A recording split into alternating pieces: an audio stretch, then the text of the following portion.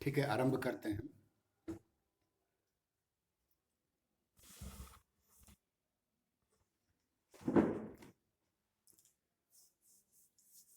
मेरी आवाज सुनाई दे रही है?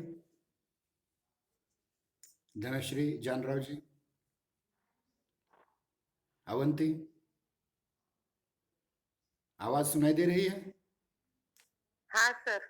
हाँ धनश्री जी, आपको? हाँ सर, सुनाई ठीक है, दे रही है। आरंभ करते हैं। कल रात मैंने देखिए बीए अंतिम वर्ष के हिंदी के जो छात्र हैं, केवल विशेष आप दो नहीं, अन्य अन्य के लिए भी अ, जो हमारे कवि अब तक हुए हैं, जिन पर हमें विचार करना है, आदिकाल के अमीर खुसरो, विद्यापति और नामदेव, इन तीनों का संक्षिप्त जीवन परिचय दिया है। उसका अध्ययन आप कर सकते हैं। उसके उपरांत, मतलब वैसे उसके पहले, संत कबीर जो निर्गुण ज्ञानाश्रयी संत काव्यधारा के कवि हैं। उसके उपरांत मलिक मोहम्मद जायसी जो निर्गुण प्रेमाश्रयी काव्यधारा के सूफी कवि हैं। उसके उपरांत संत सूरदास या भक्त सूरदास जो सगुण कृष्ण भक्ति धारा के प्रतिनिधि कवि हैं। और गोस्वामी तुलसीदास जो राम भक्ति शाखा के हैं, सगुण राम भक्ति शाखा के प्रधान कवि हैं। इन चारों का भी संक्षिप्त परिचय मैंने आपके सम्मुख दिया है। मतलब कौन कौन से कवि देखिए, अमीर खुसरो, विद्यापति, नामदेव, कबीर, जायसी, सूरदास और तुलसीदास, ये 7 कवि, इनका संक्षेप में परिचय, जीवन परिचय मैंने डाल दिया है। तो उस आधार पर आज हम हमारे 4 कवि आज हम लेने वाले हैं। हालांकि इससे पहले ही हमने आदिकाल के अमीर खुसरो, विद्यापति और संत नामदेव पर चर्चा की थी। अब हम चर्चा करने वाले हैं 4 कवियों पर, भक्ति काल के प्रधान कवियों पर, संत कबीर, मलिक मोहम्मद जायसी, भक्त सूरदास और गोस्वामी तुलसीदास। अब हम एक बात और, कुछ गत वर्ष कबीर जयंती के उपलक्ष्य में पुणे के एक एफएम रेडियो ने मेरी मराठी में मुलाकात ली थी संत कबीर पर। उसका भी एक यूट्यूब वीडियो मैंने डाला है, शायद आपने देखा होगा। अगर नहीं देखा है तो देख लीजिएगा, क्योंकि उसमें कबीर के बारे में लगभग सारी बातें बता दी गई हैं। सारी तो हम कह नहीं सकते, क्योंकि कबीर बहुत बड़े लेखक हैं, कवि हैं। फिर भी हम संक्षेप में आज भी उनका परिचय प्राप्त करने का प्रयास करेंगे। कबीर एक धर्मोपदेशक, समाज सुधारक, योगी और कवि के साथ साथ महान भक्त भी थे। कबीर फारसी भाषा का शब्द है, उसका अर्थ होता है महान। कबीर का जन्म विक्रमी संवत 1455 में काशी नामक स्थान पर हुआ। विक्रमी संवत और ईसवी सन, ये दो हमारे हिंदी साहित्य के लिए बहुत महत्वपूर्ण कालगणनाएं हैं। और इस कालगणना को समझने के लिए आपको क्या करना पड़ेगा, ईसवी सन में 57 वर्ष ऐड करो, या विक्रमी संवत से 57 वर्ष घटा दो तो ईसवी सन प्राप्त होता है, या ईसवी सन में 57 वर्ष ऐड करो तो विक्रमी संवत प्राप्त होता है। इतना ध्यान रखिए। तो उसके अनुसार कबीर का जन्म 1398 ईस्वी में हुआ था। यह एक प्रामाणिक सत्य है। कबीर की एक रचना है कबीर चरित्र बोध, जिसके रचनाकार पता नहीं कौन है। इस रचना का प्रकाशन श्याम सुंदर दास जी ने नागरी प्रचारणी सभा काशी से करवाया था। उसी कबीर चरित्र बोध में एक दोहा मिलता है, संवत 1455 साल भये, चंद्रवार इक ठाठ भये, ज्येष्ठ सुधी बरसायत को, पूर्णमासी प्रकट भये। अर्थात संवत 1455 वर्ष में चंद्रवार मतलब सोमवार के दिन, उस समय ज्येष्ठ महीना शुद्ध पूर्णिमा का दिन था, तब कबीर का जन्म हुआ। कबीर नीरू और नीमा नामक जुलाहा दंपति के संतान थे। अब उसके बारे में बहुत सारी प्रवाद हैं कि वो विधवा ब्राह्मणी के पुत्र थे वगैरह वगैरह, उसमें हम नहीं जाएंगे। हम इतना मानते हैं कि अगर माता पिता का काम बच्चों का पालन पोषण करना है तो उनके माता पिता तो नीरू और नीमा नामक जुलाहा दंपति ही थे जो धर्म से मुसलमान थे। Doctor Ramkumar Verma, doctor Govind Trigunayat, doctor Pitambarnath Bhadtwal, doctor Satnam Singh ने कबीर के जन्म का स्थान मगहर माना है, काशी नहीं। मगहर जो काशी के पास ही है, थोड़ा छोटा गांव। आचार्य रामचंद्र शुक्ल, डॉक्टर श्याम सुंदर दास, आचार्य परशुराम चतुर्वेदी, प्रभाकर माचवे एवं कबीर दास स्वयं काशी को अपना जन्म स्थान मानते हैं। काशी में प्रकट भय रामानंद चेताए, उन्होंने कहा है। सिख धर्म के गुरु ग्रंथ साहिब में कबीरदास जी की वाणी को महत्वपूर्ण स्थान मिला है, जैसा कि नामदेव को मिला है। अब देखिए कि कबीर के जन्म के बारे में जो प्रवाद है उसके बारे में बहुत सारे विद्वानों ने, चाहे वो पाश्चात्य विद्वान हो चाहे भारतीय विद्वान हो, इन्होंने अपने अलग अलग अलग अलग मंतव्य प्रकट किए हैं। जैसे बिल ने इनका जन्म काल 1490 ईस्वी माना है, फरकुहर ने 1400 माना है और उनकी मृत्यु 1518 मानी है। मैकालिफ ने 1300 जन्म और 1420 मृत्यु मानी है। बेस्कत और स्मिथ ने 1440 जन्म और 1580 मृत्यु मानी है। तो हंटर ने 1300 से 1400, ये 100 वर्ष का काल उनका जीवन काल माना है। परंतु आचार्य रामचंद्र शुक्ल, डॉक्टर रामकुमार वर्मा, आचार्य हजारी प्रसाद द्विवेदी और डॉक्टर श्याम सुंदर दास, इन चारों ने कबीर का जन्म और उनकी मृत्यु का जो साल है वह ईस्वी सन 1398 से 1518, ये 120 वर्ष का कालखंड माना है और यही सर्वमान्य है। कबीर का निधन 1518 ईस्वी में हुआ था।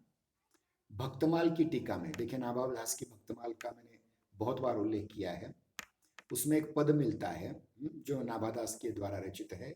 संवत 1575 किए मगहर को गौण, माघ सुधी एकादशी रलियो पौन में पौन। इसका अर्थ यह है कि 1575 विक्रमी संवत में वो मगहर चले गए और वहीं उनका निधन हो गया, और उस दिन महीना था माघ शुद्ध एकादशी का दिन था।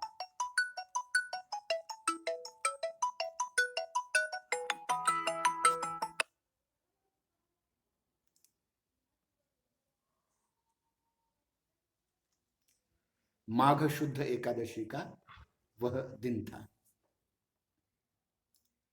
इसके उपरांत जो काशी मरे मोख पावही, राम ही कहानी हो रे। अब उन्होंने मरते समय भी अपना एक महत्वपूर्ण अंधश्रद्धा निर्मूलन का काम किया है कि वहां ऐसा माना जाता था कि जो काशी में मर जाते हैं उन्हें स्वर्ग मिलता है और जो मगहर में मर जाते हैं उनको नरक मिलता है। तो उन्होंने मगहर में जाकर के अपना तन छोड़ दिया था। अब ये जो पद है कबीर परिचय में मिलता है, जिसकी रचना अनंतदास ने की है। कबीरदास के गुरु रामानंद थे, स्वयं कबीर ने इसको स्वीकार किया है। संत कबीर सिकंदर लोदी के समकालीन थे। उन पर सिकंदर लोदी द्वारा किए गए अत्याचारों का वर्णन किया गया और ये 1485 से 1517 तक का जो कालखंड है लोदी का कालखंड है। इसका वर्णन स्वयं कबीर ने अपनी साखी के राग गौड़ के पद में किया हुआ है। कबीर हिंदी साहित्य के भक्ति काल के निर्गुण धारा के जानाश्रयी संत काव्य धारा के कवि थे। कबीर की रचनाएं अधिकांश विद्वान कबीर की एक ही रचना मानते हैं, बीजक।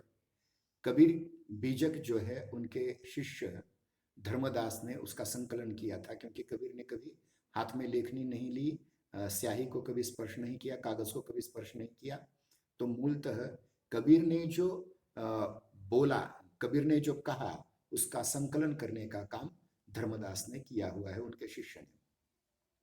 डॉक्टर नगेंद्र जी के अनुसार बीजक के कबीर की कुल 63 रचनाएं हैं, जिनके अंतर्गत 43 रचनाएं प्रकाशित है और इन 43 में से अनुराग सागर, विवेक सागर, मोहम्मद बोध, हंस मुक्तावली, ज्ञान सागर, ब्रह्मण निरूपण, रक्षा बोध की रामायणी, विचारमाला, कबीर गोरख गोष्ठी, ये 20 रचनाएं अप्रकाशित हैं। इनमें से 20 रचनाएं अप्रकाशित हैं। कबीर की पत्नी का नाम लोई था और इनकी 2 संतानें थी, कमाल और कमाली। कमाल उदंड प्रवृत्ति का नास्तिक व्यक्ति था, इसलिए कबीर के शिष्यों ने कहा है बूढ़ा वंश कबीर का उत्पन्न भयो कमाल। डॉक्टर रामकुमार वर्मा ने इनकी दूसरी पत्नी का भी उल्लेख किया है, जिसका नाम उन्होंने रमजनिया कहा है, और इनके भी दो बच्चे थे, निहाल और निहाली। इनमें से कमाल और कमाली में से कमाली कृष्ण भक्त संत थी, भक्त थी। कबीर स्वयं अनपढ़ थे, पढ़े लिखे नहीं थे। कबीर ने अपने को अनपढ़ कहा है। उन्होंने कहा है, कागद मसी छुआ नहीं, कलम नहीं कही हाथ। साहित्य आचार्य रामचंद्र शुक्ल, डॉक्टर श्याम सुंदर दास, बाबू गुलाब राय, पीताम्बरनाथ बड़तवाल भी इन्हें अनपढ़ मानते हैं। हजारी प्रसाद द्विवेदी, नंद दुलारी वाजपेयी, गणपति चंद्रगुप्त मिश्र बंधु, George Abraham Grierson, Namvar Singh आदि ने भी कबीर को अनपढ़ ही माना है। कबीर ने अपने साहित्य में, कबीर ने अपने उक्तियों में मांसाहार का, मांस भक्षण का निषेध किया है। वैष्णवी दया का भाव रखना, ये उन्होंने अपने गुरु रामानंद से ग्रहण किया था। हठयोग साधना उन्होंने नाथपंथियों से ग्रहण की थी। मायावाद और अद्वैतवाद कबीर ने आद्य शंकराचार्य की ओर से ग्रहण किया था, जिनका उल्लेख हमने इसके पूर्व भक्ति काव्य की पूर्व पीठिका में किया हुआ है। प्रेम साधना का मार्ग उन्होंने सूफी कवियों से ग्रहण किया।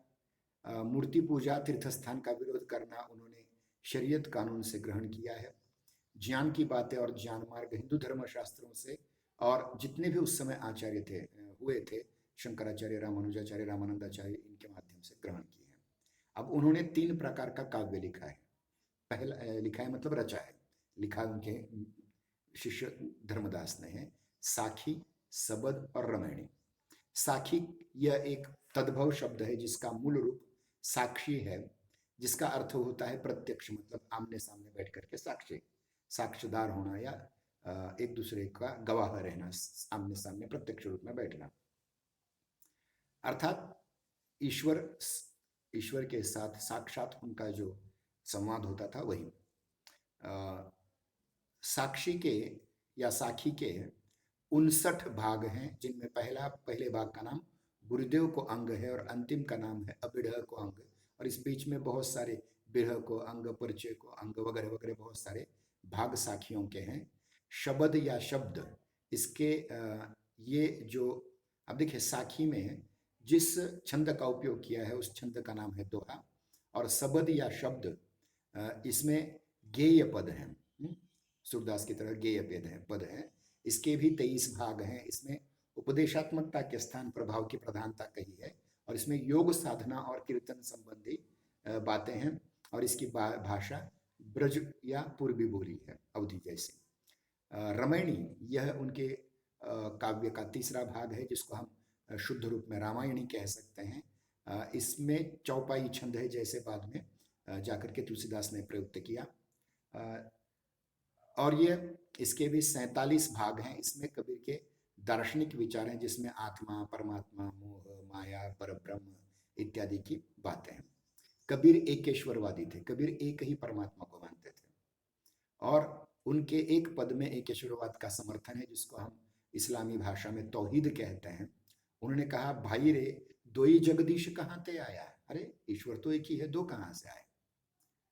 कहूँ कोनो भरमाया, किसने आपको यह भ्रमित किया है कि दो परमात्मा होते, एक से ज्यादा होते हैं, एक ही परमात्मा होता है। पानी ते हिम भया, हिम है गया है बिलाए, मतलब पानी से ही तो हिम हुआ है, और हिम से, हिम मतलब बर्फ हुआ है, और बर्फ बिला जाता है तो फिर पानी होता है। तो एक ही परब्रह्म को मन, अर्थात उन्होंने वेदांत के इस परब्रह्म स्वरूप को स्वीकार किया था। इसके उपरांत हम देखते हैं कि कबीर ने एक महत्वपूर्ण बात और कही है कि हम तो ईश्वर को एक ही मानते हैं, हम तो एक एक करी जाना, दो ही कहे तिन्ही, दो गज तीन नहीं पहचाना, अर्थात हम तो एक ही ईश्वर को एक ही मानते हैं, लेकिन जिनको दो लगता है उन्होंने कुछ भी नहीं जाना है, ऐसा उन्होंने कहा है। अब हिंदुओं में जो मूर्ति पूजा थी, उस मूर्ति पूजा का उन्होंने विरोध करते हुए कहा है, पाहन पूजे हरि मिले तो मैं पूजू पहाड़, या ते त्वचा की भरी पीस खाए संसार, अर्थात यानी उन्होंने हिंदुओं की मूर्ति पूजा पर टीका की है, उसी प्रकार मुसलमानों की नमाज पर भी टीका पड़ी है, बांग देने पर भी टीका की है। वे कहते हैं, कांकर पाथर जोरी के मस्जिद लगी चुनाए, ता चढ़ी मूला बांग दे बहरा हुआ खुदाए।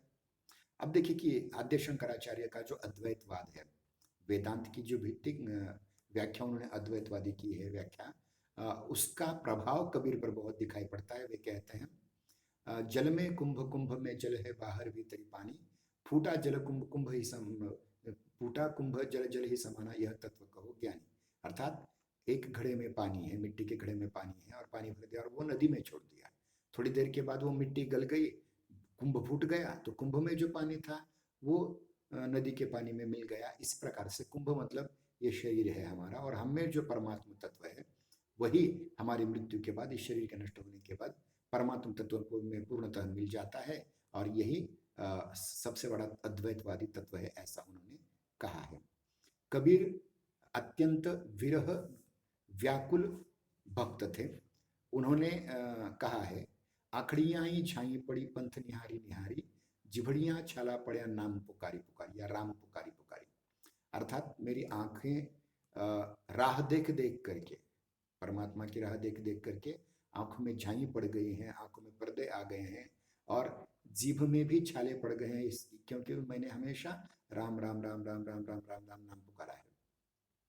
इतना ही नहीं, उनका एक और महत्वपूर्ण दोहा है, देखिए अद्वैतवादी दोहा है, लाली मेरे लाल की जित देखूं लाल, लाली देखन में चली तो मैं भी हो गई लाल। तो इसमें देखिए सभी और परमात्मा तत्व एक ही ईश्वर के दर्शन सभी और होते हैं, इस प्रकार से उन्होंने यहाँ अपनी बात कही है। इसके उपरांत देखिए कबीर ने माया का विरोध किया है, जैसे माया दीपक नर पतंग भ्रम भ्रम इवि पड़ंत, कहे कबीर गुरु उपदेश ज्ञान थे एक आध उपरंत। अर्थात ये माया के ज्वाला में हर कोई जल जाता है, जिस पर गुरु कृपा होती है वही एक आध बच जाता है इस माया के शाप से। कबीर ने हिंसा और पशु बलि का विरोध किया है। वे कहते हैं देखिए जो मुसलमानों में या हिंदू में भी बहुत यहाँ बलि की प्रथा है, या बकरे को मारने की प्रथा है, तो उसका विरोध करते हुए कहते हैं देखिए दिन भर तो रोजा रखते हैं रात हनत है गाय, यह खून यह बंदगी कैसे खुशी खुदाए। दिन में तो रोजा रखते हो और रात में गाय काट करके खाते हो, ऐसा ईश्वर कैसे प्रसन्न होगा तुमसे।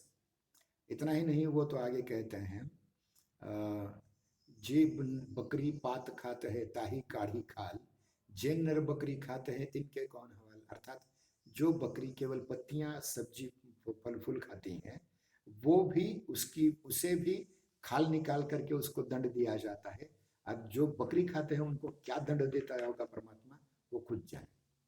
अब उन्होंने देखे अवतारवाद का भी खंडन किया हुआ है, कबीर ने अवतारवाद का भी खंडन किया हुआ है, और अवतारवाद के खंडन करने में उन्होंने कहा है कि ईश्वर तो कभी अवतार नहीं लेता, और जिस मर्यादा पुरुषोत्तम रामचंद्र को सभी ईश्वर का अवतार मानते हैं उससे अलग राम है। वे कहते हैं दशरथ सुत तीनू लोक बहाना, राम नाम कय मरमाना। अर्थात मर्यादा पुरुषोत्तम रामचंद्र जो दशरथ जी के पुत्र थे उनको सब जानते हैं, लेकिन राम इससे भी कोई अलग है, वो अवतार लेता नहीं है, वो परमपिता परमात्मा है। वो आगे जाकर कहते हैं कि ईश्वर का स्वरूप कैसा है। देखिए हमने बहुत बार ये कहा है कि संत कबीर निर्गुण ज्ञानाश्रयी काव्यधारा के कवि हैं। वे कहते हैं देखिए जाके मुख नहीं है?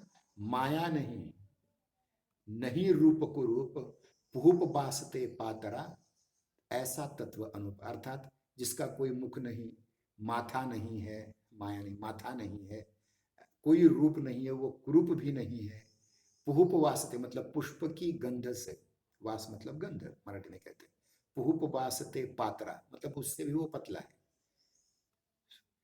जो गंध हम नाक से लेते हैं किसी पुष्प की उससे भी वो सूक्ष्म है, और ऐसा अनूप तत्व है, अनुपम तत्व है जो परमात्मा है। वे आगे कहते देखिए देही माह विदेह है साहब सूरती स्वरूप, अनंत लोक में रमी रहा जाके रंगन रूप। मतलब देहों में वो विदेह है, हम सभी में वो व्याप्त है, हमारे देह में हमारे शरीर में वो अशरीर परमात्मा है, जो सुरति स्वरूप जो स्मृति के रूप में हमारे मन में विद्यमान रहता है, स्मरण के रूप में हमारे मन में विद्यमान है, और वो अनंत लोक में भी है, केवल हमारे शरीर में नहीं, पिंडित है ब्रह्मांडी सभी और है, सभी अनंत लोक में रमी रहा, सभी और वो रममान है, सभी और वो विद्यमान है, जाके रंगन रूप जिसका कोई रंग रूप नहीं है। कबीर रहस्यवादी कवि भी थे। वे कहते हैं दुल्हनी गावहु मंगलाचार, हम घरी आए हो राजा राम बरतार, तनरत करी मैं मनरत करी हूँ पंच तत्व बाराती, रामदेव मोहे पाहुणे आए, मैं जो बर में माती। अब इस पर बहुत कुछ बातें कही जा सकती हैं। इतना ही नहीं, वो तो शास्त्रीय ज्ञान का भी परिहास कहते हैं, परिहास करते हैं, मजाक उड़ाते हैं। वो कहते हैं, तू कहता है कागज लिखी, मैं कहता हूँ आंखें देखी। मैं सत्य कहता हूँ, तू तो झूठ कहता है कागज पर लिखा हुआ। कबीर पर बौद्ध धर्म के महायान शाखा के सिद्धयान का भी प्रभाव है। वे कहते पारी केरा बुदबुदा, असमान उसकी जात, एक दिन छिप जाएंगे जो तारा प्रभात। अब इसमें इस दोहे में जो मनुष्य जीवन का दुख है, यानी क्षणभंगुरता है, उसको ये प्रकट किया है जो बौद्ध तत्व ज्ञान का सत्य है। कबीर ने स्त्री के कामिनी रूप की निंदा की है। वे कहते हैं, जा नारी की झाई पड़त अंधा होत भुजंग, कबीरा तिन की कौन गति जो नित नारी के संग। यानी ये बात उन्होंने कही है। इतना ही नहीं, वे कहते हैं आगे, नागिन के तो दो फण, नारी के फण 20, जाका डसा फिर न फिर जिए, मरी है बिस्वा पीर। मतलब अर्थात स्त्री के कामिनी रूप को उन्होंने प्रकट करने की कोशिश की है। कबीर ने ईश्वर की तुलना में गुरु को बहुत ऊंचा स्थान दिया है। उनका जो साखी का पहला भाग है, गुरुदेव को अंग, उसका पहला ही दोहा है, गुरु गोविंद दो खरे काके लागू पाए, बलिहारी गुरु आपने जिन गोविंद बताया। अर्थात गुरु और ईश्वर में अगर मैं किसी का चयन करना चाहूँ, किसके पैर लगूं, किसके शरण में जाऊं, तो मैं कहता हूं कि मैं गुरु की शरण में जाऊंगा, क्योंकि गुरु के द्वारा ही मुझे ईश्वर तत्व की प्राप्ति हुई है। और भी थोड़ी बहुत बातें हम कह करके रुकेंगे। देखिए, कबीर की भाषा पंचमेल खिचड़ी है, उसमें 5 भाषाओं का समावेश है। जैसे ब्रज है, पंजाबी है, खड़ी बोली है, अरबी और फारसी। इसलिए उसकी भाषा को पंचमेल खिचड़ी कहा जाता है। आचार्य श्याम सुंदर दास ने इसीलिए उनकी भाषा को पंचमेल खिचड़ी कहा है। आचार्य रामचंद्र शुक्ल जी ने कबीर की भाषा को सधुक्कड़ी भाषा कहा है, साधुओं की फक्कड़ भाषा। बाबूराम सक्सेना ने कबीर को अवधी भाषा के प्रथम कवि कहा है। वासुदेव सिंह के अनुसार भाषा की दृष्टि से कबीर सच्चे लोकनायक हैं। आचार्य हजारी प्रसाद द्विवेदी जी ने कबीर को वाणी का डिक्टेटर कहा है। डिक्टेटर मतलब हुकुमशाह। उन्होंने भाषा को जैसा मोड़ना चाहा वैसे भाषा उनसे मुड़ गई है, भाषा पर उन्होंने राज किया है। डॉक्टर उदय नारायण तिवारी के अनुसार वास्तव में कबीर की मातृभाषा बनारसी बोली थी, जो भोजपुरी का ही एक रूप था। नागरी प्रचारणी सभा काशी से प्रकाशित कबीर ग्रंथावली की भूमिका में श्याम सुंदर दास के आधार पर कबीर की भाषा का निर्णय करना, उन्होंने कहा कि टेढ़ी खीर है, कबीर की कौन सी भाषा है, क्योंकि साखियों में अलग उसकी भाषा बन जाती है, पदों में अलग भाषा बन जाती है, रमणी में अलग भाषा बन जाती है और अन्य चीजों में अलग। आचार्य रामचंद्र शुक्ल जी ने कहा कि उनकी प्रतिभा बहुत जबरदस्त थी। हजारी प्रसाद द्विवेदी जी ने जो कहा है कि वे नरसिंह की साक्षात प्रतिमूर्ति थे। जिस प्रकार नरसिंह ने, विष्णु के एक अवतार ने, हिरण्यकशिपु के पेट को चीर फाड़ डाल करके अपने भक्त की रक्षा की थी, ऐसे वे अत्यंत तेज स्वभाव के, कठोर स्वभाव के कवि थे, व्यक्ति थे। और कबीर बीजक का संपादन कबीर ग्रंथावली के रूप में डॉक्टर श्याम सुंदर दास जी ने किया हुआ है। यह काशी नागरी प्रचारणी सभा से प्रकाशित हुआ है और यह सबसे प्रामाणिक मानी जाती है। तो ये रहा हमारा संत कबीर पर थोड़ी सी बातें। अब संत कबीर के काव्य में क्या है, संत कबीर के काव्य की क्या विशेषताएं हैं, इस पर भी हम थोड़ी चर्चा करेंगे और फिर आगे मलिक मोहम्मद जायसी की ओर जाएंगे। संत कबीर की भक्ति भावना में देखिए, पहला सबसे महत्वपूर्ण चीज है, नामस्मरण को बहुत महत्व देते हैं। वे कहते हैं कि नाव मेरी खेती, नाव मेरी बाड़ी, मतलब मेरी खेती बाड़ी ही नाम है, सब कुछ नाम ही है मेरे लिए। लेकिन जो लोग नामस्मरण के नाम पर ढोंग करते हैं, उनको भी लताड़ते हैं। वे कहते हैं, माला तो कर में फिरे, जीभ फिरे मुख माही, मनुआ तो चहु दिशि फिरे, ये तो सुमिरन नहीं, ये तो स्मरण नहीं है, ये तो नामस्मरण नहीं हो सकता। वो सचमुच का नामस्मरण चाहते हैं, ढोंग नहीं। उनमें सबसे महत्वपूर्ण चीज है आत्म आचरण की शुद्धता। और इस आचरण की शुद्धता में वे कंचन और कामिनी मतलब पैसा और स्त्री से बहुत दूर रहते हैं। इतना ही नहीं, वे कहते हैं कि नारी नसावे तीन सुख जान पासे होए, भगति मुक्ति निज जान में पैसी न सबई कोय, सकई कोय। अब इसके उपरांत वो कहते हैं कि कपट का काम नहीं चलता है, सीधे सीधे सीधा मार्ग है। प्रेम का मार्ग, भक्ति का मार्ग सीधा है। वे कहते हैं कपट की भक्ति करे जो कोई, अंत में की बेर बहुत दुख हुई। जो लोग भक्ति का ढोंग करते हैं, जो लोग भक्ति का ढोंग करते हैं, उनको अंत समय में बहुत दुख होगा, ऐसा उन्होंने यहाँ कहा है। इतना ही नहीं, वे कहते हैं देखिए कि ईश्वर और अद्वैत की बात वे कहते हैं, जब मैं था तब तू नहीं, जब तू है मैं नाही, प्रेम गरी अति सांखरी ताहि में दोहु न समाई। मतलब ईश्वर और भक्त दोनों एक दूसरे से अभिन्न है, कहते हैं। जब अहंकारी बन जाता है भक्त तो वहां ईश्वर नहीं रहता, और अहंकार वो छोड़ देता है तो वो खुद ईश्वर बन जाता है। देखिए इसके उपरांत एक महत्वपूर्ण बात है कबीर के इसमें कि वह है प्रपत्ति भाव। प्रपत्ति का अर्थ है शरणागति, ईश्वर के शरण जाना और आत्मनिवेदन करना, जिसको हमने एक भक्ति के रूप में भी स्वीकार किया है। कबीर कहते हैं कबीर तेरी शरणी आया, राखी ले हो भगवान, बस मैं तेरी शरण में हूं और मेरी रक्षा तू कर ले, इस प्रकार से। फिर देखिए कि क्यों रक्षा करनी है, क्योंकि ये जो भवसागर है, ये जो दुनिया धंधा है, इसमें मैं तेरा नाम भूलने की संभावना है, इसलिए तू मुझे बचा ले। वे कहते हैं भवसागर अथाह जल, तामे मोहित राम आधार, कहे कबीर राम हरि तरण, गोपद खुर विस्तार। ये तो गोपद का विस्तार बन जाता है। फिर वो अत्यंत आस्तिक हैं, ईश्वर में उन्हें विश्वास है। वे कहते हैं साईं तू सब होते हैं, बंदे हैं थे कचुनाही, राई ते पर्वत करे पर्वत राही माही। मतलब ईश्वर की क्या ताकत है ये बताया उन्होंने कि स्वामी जो है हमारा, ईश्वर जो है हमारा, वो सब कुछ है, हम बंदे उसके सामने कुछ भी नहीं है, क्योंकि ईश्वर में वो शक्ति है जो राई का पर्वत और पर्वत की राई कर सकते हैं। इतना ही नहीं, वे कहते हैं ना कुछ किया ना करी सक्या, ना करने जोग शरीर, जे कछु किया सो हरि किया, ताथे भया कबीर कबीर। उन्होंने ये कहा है कि मैं तो कुछ नहीं करता, सब कुछ ईश्वर हमसे करवाता है, हम तो केवल निमित्त मात्र हैं। मैंने कुछ नहीं किया, कुछ कर भी नहीं सकता, क्योंकि ये शरीर कुछ कर ही नहीं सकता। तो जो कुछ मैंने किया ऐसा लोग कहते हैं, उन्हें ये बता दो कि जो कुछ किया हरि ने किया है, और हरि ने जो किया लोग कहते हैं कबीर ने किया। इस प्रकार से वे पूरी तरह से आस्तिक थे, परब्रह्म में लीन थे। उनकी वैराग्य भावना भी जबरदस्त थी, वो माया का विरोध करते हैं। वे कहते हैं माया मरी न मन मरा, मरी मरी गया शरीर, आत्मा तृष्णा ना मरी, कहे गए दास कबीर। तो इस प्रकार से वैराग्य की ओर वो जाते हैं। इतना ही नहीं, वे सारे संबंधों को छोड़ना चाहते हैं।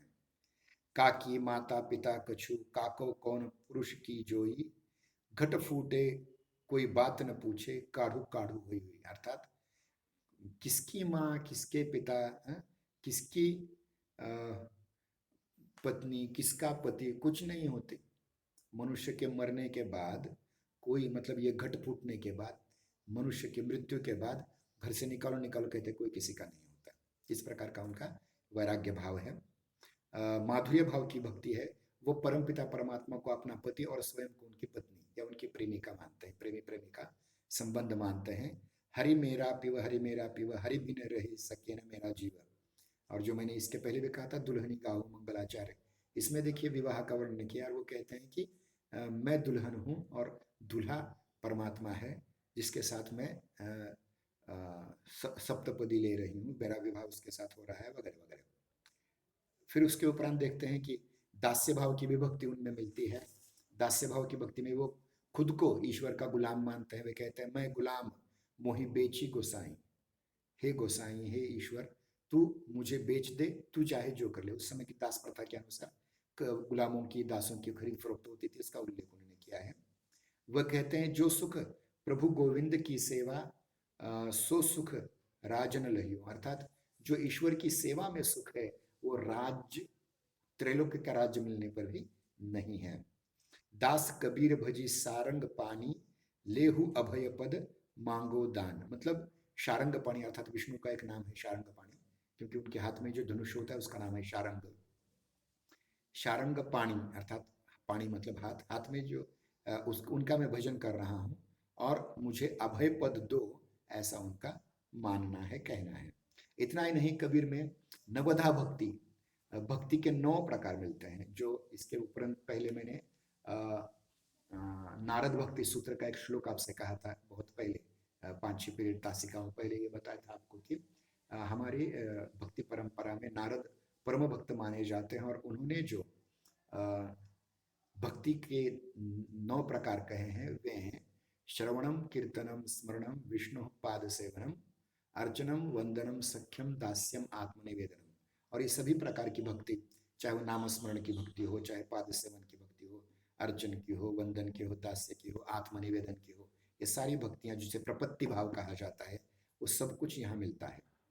इतना ही नहीं, कबीर ये कहते हैं कि जो भक्ति विहीन नर है वो जीवन में कुछ नहीं किया। यानी कितना भी अन्य कुछ भी कर लो, अगर भक्ति नहीं की तो कुछ नहीं किया, जन्मा और मर गया। इससे ज्यादा उस व्यक्ति का कोई महत्व नहीं है अगर कोई भक्त नहीं है तो। बहुत ही महत्वपूर्ण बात यहाँ कबीर कह रहे हैं। देखिए, वे कहते हैं भगतिहीन जीवन कछु नाही, उत्पत्ति मरले बरुहरी समाए। जन्म लिया, मर गए और कुछ नहीं। इतना ही नहीं, अब वो आगे कहते हैं कि जब तक ये इंद्रियां सकुशल हैं तभी ईश्वर का नाम स्मरण, ईश्वर की भक्ति करनी चाहिए, क्योंकि जब इंद्रिय शिथिल हो जाती हैं तो ईश्वर तुम्हारे ध्यान नहीं देता। जैसे जब लगी बिलग भई नहीं बाणी, भजले ही मन सारंग पानी। जब तक तुम्हारी वाणी तुम्हारा साथ दे रही, जब तक तुम्हारे शरीर के अंग प्रत्यंग तुम्हारा साथ दे रहे हैं, तभी ईश्वर का नाम स्मरण कर लो, बाद में आपको ये समय नहीं मिलेगा। ये लगभग हमारे बहुत बड़े संस्कृत के महाकवि भर्तृहरि के एक श्लोक का अनुवाद जैसा लगता है। यावद स्वस्थमिदम शरीर मरुजम, यावत जरा दुरतो, यावत चेन्द्रिय शक्ति अप्रतिहतः, यावत क्षयो नायुषः, आत्माश्रय सितान्वदेव विदुषः, कार्य प्रयत्न महान संदीप्ते भवने न कुपकरणम प्रद्युद्यमा के दृश्य। इस प्रकार का ये आता है। वह कहते हैं कि यानी कबीर पर इसका प्रभाव है कि कवि भर्तृहरि कहते हैं कि जब तक ये शरीर स्वस्थ है तभी तक ईश्वर की आराधना की जाए। ऐन वक्त पर, बुढ़ापे पर आप कुछ नहीं कर सकेंगे, क्योंकि घर में आग लगने पर कुआं खोद करके पानी निकाल करके उसके आग बुझाने में कोई अर्थ नहीं है। लगभग वही कबीर ने कहा है। तो ये रही बातें कबीर की भक्ति की। अब कबीर के